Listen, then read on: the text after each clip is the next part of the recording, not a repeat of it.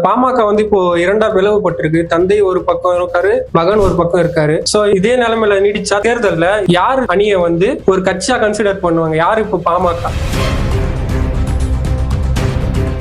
பிளவுபடல, கருத்து வேறுபாடுகள் இருக்கு.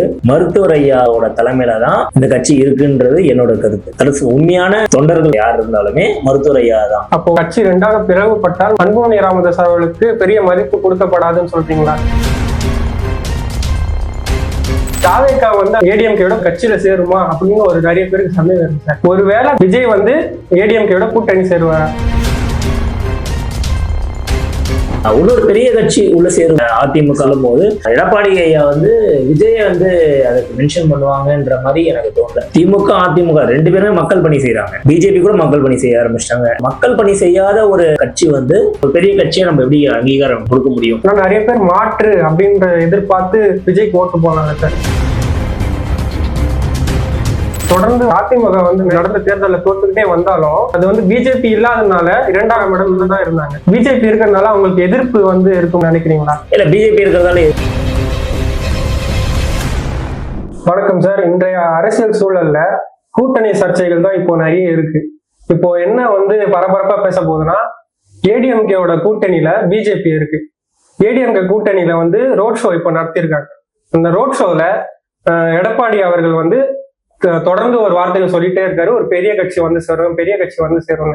அந்த கட்சி எதுன்னு சொல்லவும் மாட்டேன்றாரு.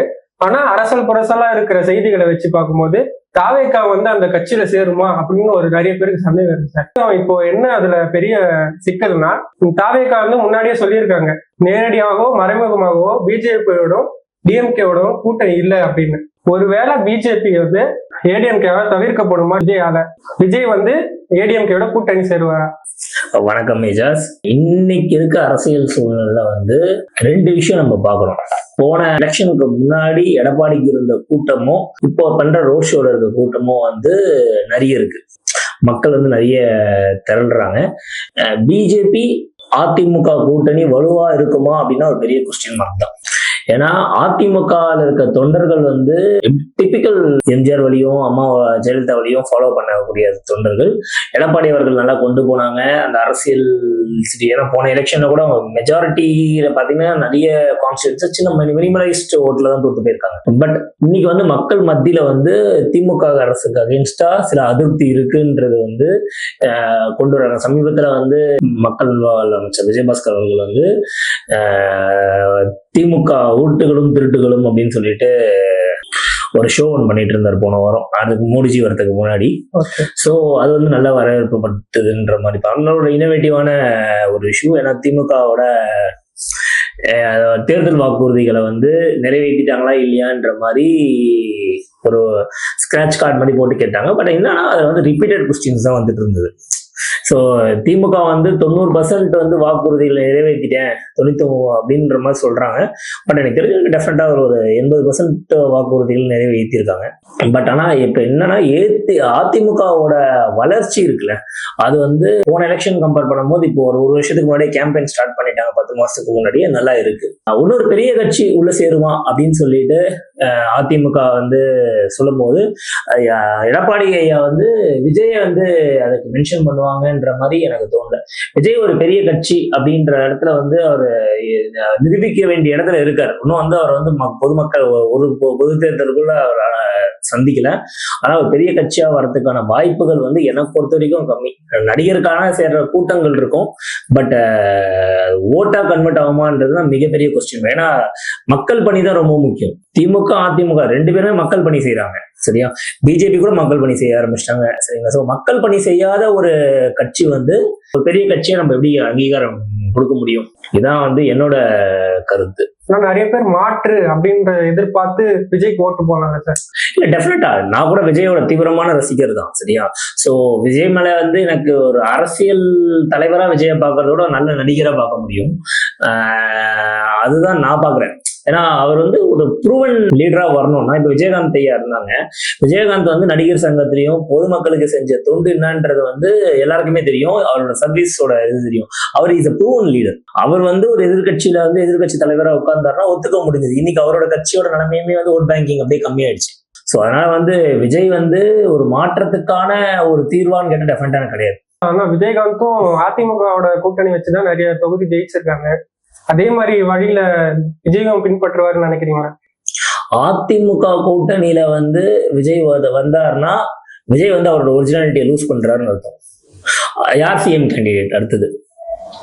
விஜய் வந்து நான் மாற்றத்தை கொண்டு வந்து கிளியரா சொல்லிட்டாங்க, விஜய் தான் எங்களோட முதலமைச்சர். அப்போ வந்து அதிமுக பொறுத்த வரைக்கும் எடப்பாடியை தான் வந்து முதலமைச்சர் கேண்டிடேட். ஸோ அதை வந்து எந்த சேஞ்சஸும் கிடையாது.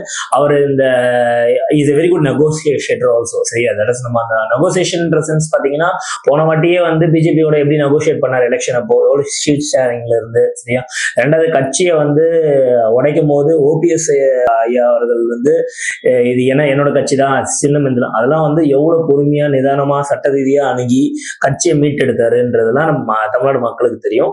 ஆனா விஜய வந்து அதிமுக கூட வர்றது வந்து விஜய்க்கு தான் அட்வான்டேஜ் தாண்டி அதிமுகவுக்கு அது ஒரு அட்வான்டேஜா பார்க்க முடியாது. ஓட்டு பிரியும். சரியா, எனக்கு தெரிஞ்ச வரைக்கும் விஜய் வந்து இந்த பொது தேர்தலில் ஒரு 4% ஓட்டு வாங்க. ஆனா தொடர்ந்து வந்து அதிமுக வந்து நிறைய தேர்தல தோத்துக்கிட்டே தான் வந்தாங்க. இப்போ மக்களோட எதிர்ப்பலைன்னு சொல்லிட்டு ஒன்று பார்த்தா இருக்கு. பட் இன்னொரு 8-9 மாசம் வந்து திமுக அரசு வந்து அது சரி பண்ணாங்கன்னா it will be a tough fight.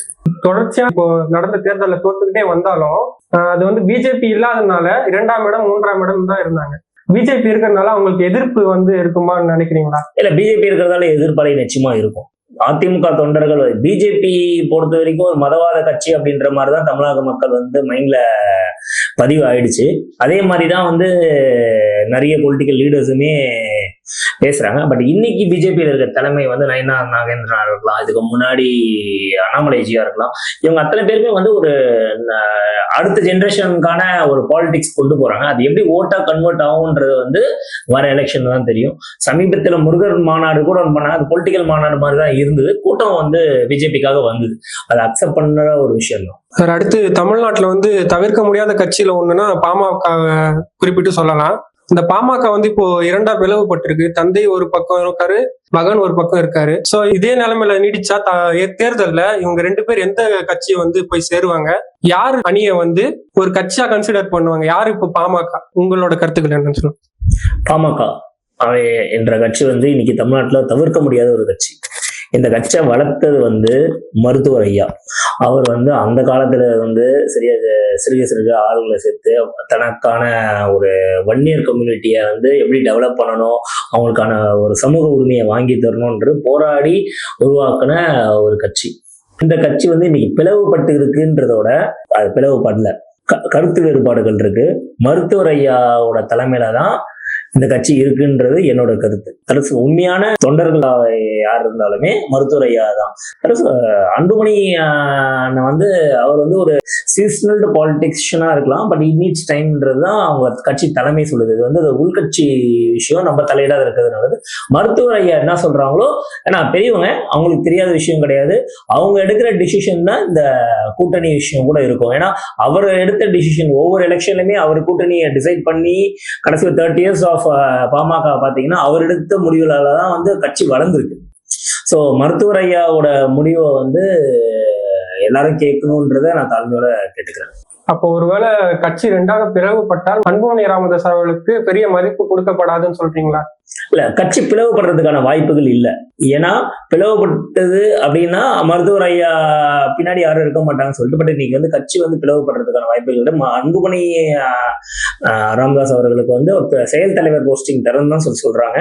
But இது வந்து கொஞ்ச நாள் இந்த சலசலப்பு சரியாயிடும். சரியா, மருத்துவர் ஐயா பெரியவர் தான், பெரியவர் சொல்றத படிதான் இந்த கட்சியோட தொண்டர்கள் இருக்காங்க, வழிகாட்டிகள் இருக்காங்க. நன்றி.